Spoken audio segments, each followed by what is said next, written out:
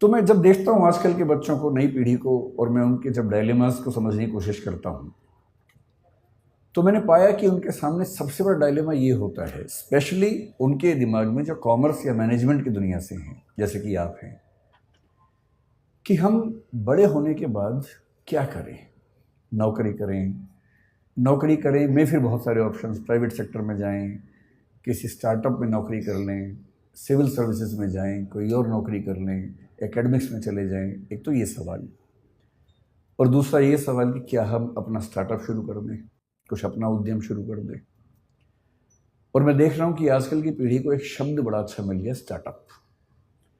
हमारी पीढ़ी ने भी स्टार्टअप किए। मुझे 2 साल पहले ही पता लगा कि जो मैं कर रहा हूँ कई साल से वो स्टार्टअप ही होता है, वरना मैं 2 साल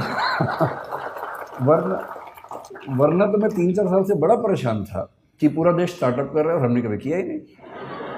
तो मुझे एक बार गूगल पे जाके सर्च करना पड़ा कि स्टार्टअप क्या होता है, व्हाट इज स्टार्टअप। तो पता लगा स्टार्टअप का मतलब अपना काम करना, इतना ही होता है। तो फिर मैं समझ गया कि अच्छा। तो मैंने 1-2 पढ़े लिखे लोगों से पूछा, तो जो मैं करता हूँ क्या वो स्टार्टअप हो सकता है? बोले हाँ वो स्टार्टअप है, आपका सक्सेसफुल स्टार्टअप है। तो मुझे बड़ी खुशी हुई कि मैंने ये काम कर लिया, वरना दुविधा रहती कि सारी दुनिया कुछ कर रही है और हमारे वर्तमान सरकार उस पर इतना जोर दे रही है और हमने किया ही नहीं वो काम। आप लोग संयोग से हमारे पूरे भारतीय इतिहास के उस दौर में हैं। मैं इस पे आता हूँ 2 मिनट के बाद, इस वाक्य को पूरा करूंगा। उससे पहले एक संकेत करता हूँ। हर देश में जो इकोसिस्टम है उसमें सपने अलग अलग होते हैं, और ये आपके सपने दरअसल आपके सपने होते नहीं हैं। आपके सपने आपके समाज के सपने होते हैं जो उसने आपके मन में बैठा दिए। ऐसा संयोग नहीं है कि हमारे पास जो बच्चे आते हैं उनमें से बिहार, उत्तर प्रदेश, राजस्थान के बच्चे आमतौर पर सिविल सेवक बनने के मूड से ही आते हैं। और यदि मैं उनसे कहूँ कि कभी अपना स्टार्टअप सोच के देखो, तो उनके चेहरे पर ऐसा भाव आता है कि मैं क्या सोच रहा था और आप मुझे किस लायक समझ रहे हैं। क्योंकि उनको जो वैल्यू सिस्टम है जो सोसाइटी ने दिया है वो सिविल सर्वेंट बनने का ही है। उनके लिए उससे बड़ा कोई सपना है नहीं। लेकिन जब मैं गुजरात के लोगों से मिलता हूँ, विशेष रूप से मारवाड़ी या सिख समुदाय के लोगों से मिलता हूँ, तो उनसे नौकरी की बात कर रहा हूँ, हंसने लगते हैं कि नौकरी क्यों करेंगे, धंधो करेंगे, धंधो, अपना काम करेंगे भाई, अपना ही उद्यम करेंगे। सारा खेल वैल्यू सिस्टम का है। हम उस समाज के लोग हैं जहां ज्यादा पैसा कमाने का सम्मान ज्यादा नहीं है। आप कितना ही पैसा कमा लें, लोग आपको सम्मान देंगे नहीं जब तक आप उससे बड़ा कुछ नहीं कर लेंगे। लेकिन कई देश ऐसे हैं, कई समाज ऐसे हैं जहां पर धनी होना, सफल उद्यमी होना अपने आप में एक सक्सेस की निशानी है। मैं एक एग्जाम्पल देके बात करता हूँ। मुझे एग्जाम्पल देने की बहुत बीमारी है, उसी से बात समझाना आसान भी लगता है मुझे। मैं अभी करीब 12-13 दिन अमेरिका में रहा। मैं 5 विश्वविद्यालयों में गया सिर्फ उनका सिस्टम समझने के लिए। उनमें से 2 में मुझे निमंत्रण था, 3 में मैं बिना बुलाए पहुंच गया कि मैं देखना चाहता हूं कि कैसे आप लोग काम करते हैं। तो वहाँ के कुछ स्टूडेंट्स, कुछ प्रोफेसर से परिचय था, तो उनके साथ मैंने पूरा विश्वविद्यालय देखा, समझा, कुछ बच्चों से मिला, उनके सपने पूछे, उनके पढ़ने का तरीका पूछा, प्रोफेसर से पढ़ाने का तरीका पूछा। पर्पज़ ये था कि कल को अगर मैं कोई विश्वविद्यालय शुरू करूं, जो कि मेरा एक सपना है, तो मेरे पास एक टेम्पलेट हो या कई टेम्पलेट्स हों कि एक अच्छा विश्वविद्यालय कैसा होता है और बच्चों की पूरी ग्रूमिंग का तरीका क्या होना चाहिए। तो उन्होंने सब मुझे बताया। मैंने वहाँ जो बिजनेस पढ़ रहे थे, 1-2 बच्चे जिन्होंने बिजनेस स्टडीज़ पढ़ा हुआ था मास्टर्स लेवल पर या ग्रेजुएशन लेवल पर, और मैं अच्छे यूनिवर्सिटी की बात कर रहा हूँ, मैं यूटी ऑस्टिन की बात कर रहा हूँ, मैं मिशिगन यूनिवर्सिटी के रॉस स्कूल की बात कर रहा हूँ, मैं कोलंबिया यूनिवर्सिटी की बात कर रहा हूँ, इनकी बात कर रहा हूँ जहाँ पर पढ़ना किसी के लिए बहुत बड़ा सपना हो सकता है। वहाँ जिन लोगों ने बिजनेस स्टडीज़ की पढ़ाई की, उनसे मैंने खूब बातें की, 1-2 घंटे बात की, और अंत में एक कठोर सवाल पूछा। मैंने कहा 2 बातें बताना सीधे सीधे।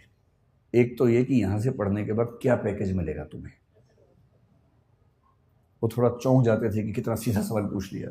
मैंने कहा इसीलिए पूछ रहा हूँ कि मुझे पता तो हो कि यहाँ आप आए तो उसका फ़ायदा है कि नहीं है।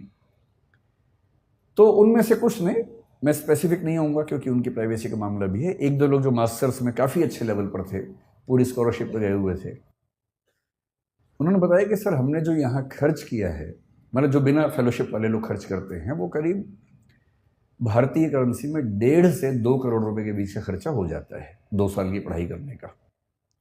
स्कॉलरशिप है तो अलग बात है, नहीं तो इतना खर्चा हो जाता है। तो मैंने कहा उसके बाद होगा क्या? बोले सर हम जो डिग्री कर रहे हैं ना उसकी वैल्यू बहुत ज़्यादा है, तो जब हम उतरेंगे बाज़ार में तो हम मान के चलते हैं कि हमें 1 आध साल के अंदर अंदर 2 लाख USD का एनुअल पैकेज मिल जाएगा, जिसका मतलब वही 1.5 से 1.6 CR के आसपास का पैकेज मिल जाएगा। और हमारे खर्चे हैं, लोन है थोड़ा थोड़ा, वो सब हम 3 साल में चुका देंगे, क्योंकि खर्चा भी वहाँ ज़्यादा होता है, लेकिन हम साल में 60-70 लाख रुपए बचा लेंगे, 3 साल में सारा लोन चुका देंगे, तो 2 साल की पढ़ाई का बोझ 3 साल में उतरेगा। उसके बाद हम लगभग $2 लाख हर साल कमाएंगे और लगभग $1 लाख साल का बचा लेंगे, जो कि भारत के हिसाब से काफ़ी ज़्यादा आय का मामला है। तो वैसे हम बहुत खुश यहाँ नहीं हैं, क्योंकि सोशल लाइफ वैसी नहीं है हमारी, but still financially we will be so good that we can be happy on that ground. तो मैं उनसे बहुत प्रभावित हुआ। मैंने कहा वाह क्या बात है, आप खूब सफल हों, अच्छे उद्यम करें, और जैसे जैसे आगे बढ़ेंगे फिर तो पता नहीं क्या होने वाला है। बाद में 2 लाख से बढ़ के 2.25 होगा, 2.5 होगा। मैंने कहा सीधे बताओ कि 20 साल बाद कितना होगा? काफ़ी सोच के बोले कि सर जो 2-3% लोग हैं सबसे शानदार, वो 20 साल बाद शायद $3 लाख के आसपास भी आ जाएंगे, 2.5 करोड़ कमा लेंगे। मैं बड़ा खुश हुआ। मैंने कहा चलो भारत का हर बच्चा वहाँ जाके करोड़पति हो जाए, इससे बड़ी खुशी की क्या बात है। सारा मैं खर्च तो ना करेगा, यहाँ भी तो भेजेगा वापस करके, तो रेमिटेंसेस हमारे पास आएंगी, तो हम इस बात से खुश हो सकते हैं। फिर कल मैं न्यूयॉर्क में था, तो वहाँ से जब मैंने टैक्सी पकड़ी JF कैनेडी एयरपोर्ट के लिए, तो मेरी आदत है कि मैं जब टैक्सी में जाता हूँ तो जो टैक्सी ड्राइवर है उससे खूब गप्पे मारता हूँ आधा 1 घंटा, वो पक जाता है मुझसे बात करते करते। तो मैंने उसको पकड़ लिया। ये जो बच्चा था, अच्छा अमेरिका में टैक्सी चलाने वाला आपको अमेरिकन तो आमतौर पर नहीं मिलेगा, 10 में से 1 मिलेगा, बाकी 9 विदेशों के लोग मिलेंगे जो ग्रीन कार्ड पे हैं या वर्क वीज़ा पे हैं और अपनी रोजी रोटी वहाँ कमा रहे हैं। लेबनान के मिलेंगे, कुवैत के मिलेंगे, और जो मुझे कल मिला ताजिकिस्तान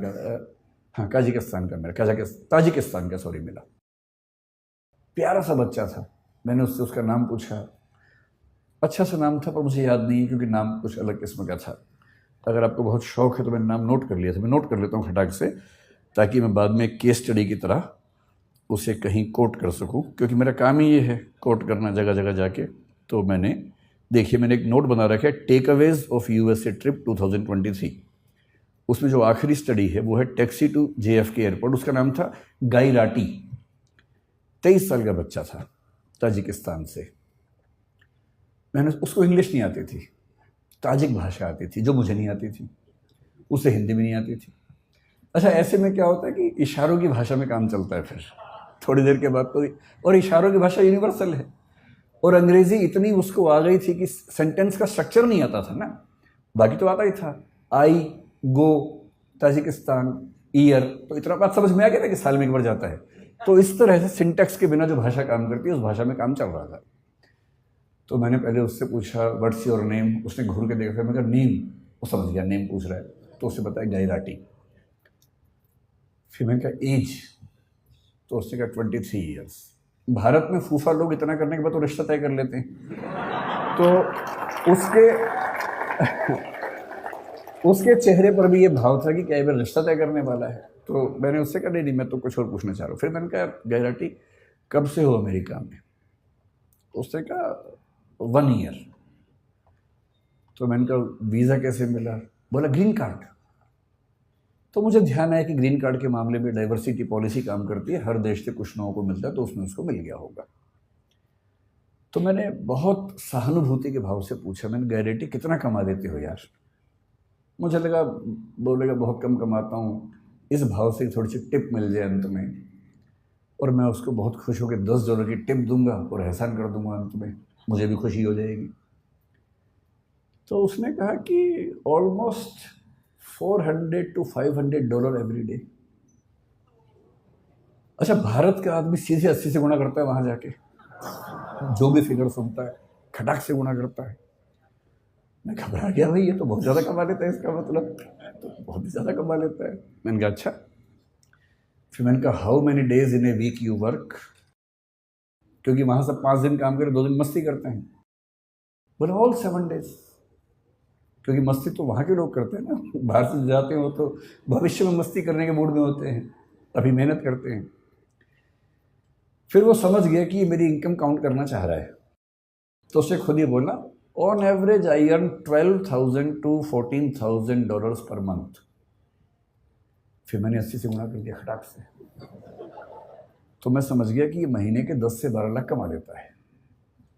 तो मैंने उससे फिर पूछा दिस इज योर रेवेन्यू और दिस इज योर सेविंग? भाई आप तो कॉमर्स के लोग जानते हैं, रेवेन्यू अलग है, सेविंग अलग है, नेट इनकम है कि ग्रॉस इनकम है, उसी में सारा खेल हो जाता है। और वैल्यूएशन की दुनिया इसी खेल पे चल रही है कि कुछ का कुछ बोल के वैल्यूएशन करवा लेना है। तो उसने कहा दिस इज माई सेविंग।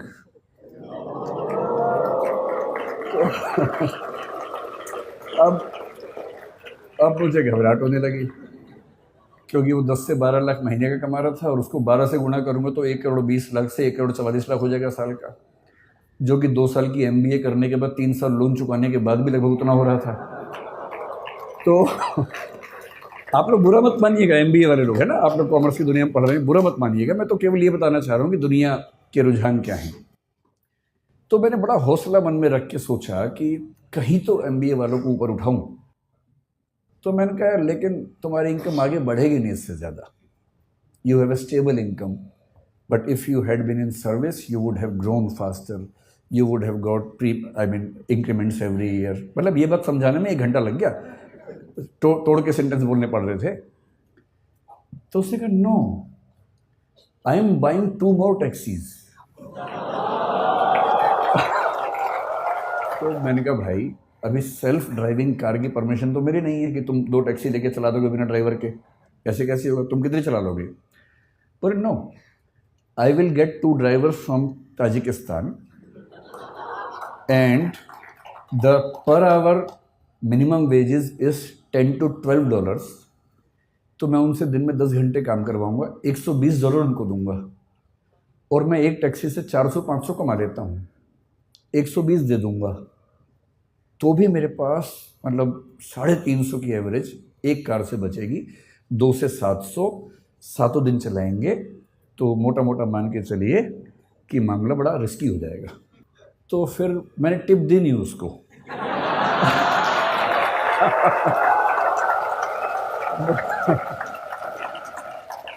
मुझे चिंता थी कि जब मैं उतरूंगा कहीं वो मुझे टिप ना दे दे थोड़ी सी कि भाई आपने इतना पूछा, थोड़ा आप चिंतित हो गए होंगे, अगर आपको टिप चाहिए हो तो आप ले सकते हैं। और मज़े की बात क्या बोला, साथ में पढ़ाई भी करता है वो, इस सब के साथ साथ वो ऑनलाइन या हाइब्रिड करके कुछ पढ़ाई भी करता है साथ साथ। तो मुझे लगा कि श्रीराम कॉलेज ऑफ कॉमर्स के लिए सही केस स्टडी मिल गई मुझे, क्योंकि यहाँ बिजनेस कॉन्क्लेव में तो ऐसी बात करनी चाहिए। तो मैं अपनी बात को केवल 10 मिनट में सार इस एनेक्डोट के माध्यम से समझाना चाह रहा हूँ। आप लोग अभी युवा हैं, जिंदा हैं और सपने देखते हैं। जिंदा होने का मतलब वो नहीं होता है ना, जिंदा होने का मतलब होता है जो जिंदा हो तो फिर जिंदा नजर आना जरूरी है, ये मतलब होता है ना। जिंदा, एक बहुत प्रसिद्ध शेर है, उसूलों पे जो आँच आए तो टकराना ज़रूरी है, जो जिंदा हो तो फिर जिंदा नज़र आना ज़रूरी है। तो मैं इसलिए कह रहा हूँ कि आप लोग ऊर्जा से लबरेज युवा हैं और अभी आपकी सपने देखने की उम्र है। जिंदा तो बहुत लोग हैं, लेकिन कुछ लोग ज़िंदगी ढो रहे हैं, घिसट रहे हैं, और आप भरे हुए हैं ऊर्जा से। इस देश को नौकरी मांगने वालों से ज़्यादा नौकरी देने वालों की ज़रूरत है, और हम अपने 5000 साल के इतिहास में पहली बार उस दौर में हैं जहाँ स्टार्टअप करने वालों को इज्जत मिल रही है, वरना यहाँ इज्जत नहीं होती है। अभी जो सरकारें हैं हमारे पास, सेंटर में भी, कुछ स्टेट्स में भी, और किसी मामले में आप उनसे सहमत हों असहमत हों, समर्थन करें विरोध करें, इस मामले में तो आपको मानना पड़ेगा कि उन्होंने पहली बार स्टार्टअप करने को इज्जत वाला काम बना दिया है। और यदि ऐसा बना ही दिया है, और फिर श्रीराम कॉलेज ऑफ कॉमर्स के ग्रेजुएट्स जिन लोगों ने बिजनेस को इतना ध्यान से समझा है, उसकी बारीकियां समझी हैं, वो उसके बिना अगर वो भी नौकरी ढूंढते रहेंगे तो फिर देश कैसे आगे बढ़ेगा। तो कुछ साल नौकरी करना ठीक है, लेकिन यदि मुझसे पूछेंगे तो मैं ये कहूँगा कि अगर आप वैसे व्यक्ति हैं कि चुपचाप ज़िंदगी गुजार लेनी है तो ठीक है, कीजिए नौकरी। नौकरी करनी है, साथ में कुछ किताबें लिखनी है तो कीजिए नौकरी। पर यदि कुछ बड़ा सोचा है, अगर आप चाहते हैं कि आप इस देश और समाज को कुछ बड़ा योगदान दे सकें, तो सबसे अच्छा विकल्प है उद्यम। और उद्यम का मतलब केवल आर्थिक उद्यम नहीं होता है। उद्यम का मतलब है कि आप जोखिम लेने वाले व्यक्ति हैं, आप बहुत शांत व्यक्ति नहीं हैं। और जोखिम लेना कुदरत ने सिखाया, हमें प्रकृति ने सिखाया है। प्रकृति के विधान में सुरक्षा नहीं होती है, प्रकृति के विधान में जोखिम ही जोखिम है। वो तो हमने शहरों में, गांवों में सुरक्षा डेवलप कर ली है, और थोड़ी बहुत सुरक्षा ज़िंदगी में रहे तो अच्छा भी लगता है। लेकिन जंगल का नियम, प्रकृति का नियम सुरक्षा पर नहीं टिका है, वो खतरों पे टिका है, जोखिम पे टिका है। जो भी आप में से अपनी ज़िंदगी को शानदार बनाने के लिए जोखिम लेने को तैयार है, मेरी नज़र में वही एंटरप्रेन्योर है, वही उद्यमी है। और जोखिम केवल पैसे के लिए नहीं होता है, होना भी नहीं चाहिए। जोखिम महात्मा गांधी ने भी लिया, अंबेडकर साहब ने भी लिया, दोनों शानदार वकील थे। डॉक्टर अंबेडकर, मैं परसों कोलंबिया विश्वविद्यालय में गया जहाँ से उन्होंने पीएचडी की, एक पीएचडी की, लंदन स्कूल से दूसरी 3 पीएचडी की उन्होंने। इन लोगों ने अपने अपने सफल करियर को दांव पर लगा के जोखिम लिया कि देश को एक अच्छा राजनीतिक और सामाजिक मंच मिल सके। ये सोशल एंटरप्राइज है, पॉलिटिकल एंटरप्राइज है। कबीर दास हों, गुरु नानक हों, या महात्मा बुद्ध हों, महावीर स्वामी हों, इन सब ने अपने अपने समाज को बेहतर बनाने के लिए अपनी जान को जोखिम में डाला। ये सब उद्यमी लोग हैं। कोई स्पिरिचुअल एंटरप्राइज करता है, कोई सोशल एंटरप्राइज करता है। आप बिजनेस एंटरप्राइज वाले लोग हैं, लेकिन मैं इतना ज़रूर कहूँगा कि बिजनेस में पैसा कमाना ज़रूरी है, क्योंकि वही आपको ज़िंदा रखेगा, वही आपके उद्यम को चला पाएगा। लेकिन कोई भी उद्यम जो सिर्फ पैसा कमाता है, वो समाज को फ़ायदा नहीं पहुंचाता है।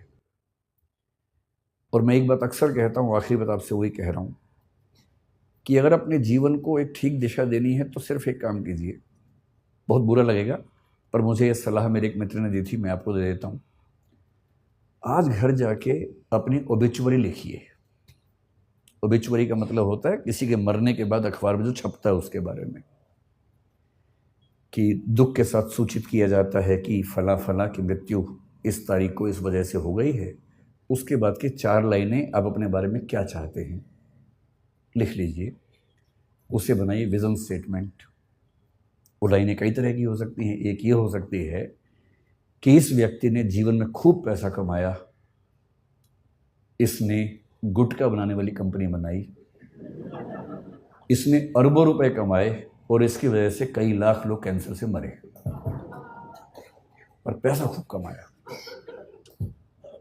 दूसरा ये हो सकता है कि ये व्यक्ति चाहता तो अरबों रुपए कमा सकता था, पर इसने लाखों ही कमाए और अपनी ऊर्जा उन चीज़ों में लगाई जो समाज को और बेहतर बना सकती है। ये चाहता तो डीजल की कार बना के खूब पैसा कमा सकता था, तेल के कुएं खोद के खूब पैसा कमा सकता था, पर इसने सोलर पैनल्स में अपनी ऊर्जा लगाई, क्योंकि उसे चिंता थी कि मेरे साथ साथ इस समाज का भी भला होना चाहिए। तो जो मैं कंक्लूडिंग रिमार्क के तौर पे कहना चाह रहा हूँ, आप लोग इस देश के भविष्य हैं, स्टार्टअप की दुनिया के भविष्य हैं। कुछ बड़ा कीजिए और ऐसा मत कीजिए जो केवल और केवल बिजनेस तक सीमित हो। जब बिजनेस और एथिक्स मिलते हैं तो जो सिनर्जी बनती है, वो सिनर्जी किसी भी देश और समाज के लिए बेहतर है। बहुत बहुत धन्यवाद, आप लोगों ने बुलाया। धन्यवाद।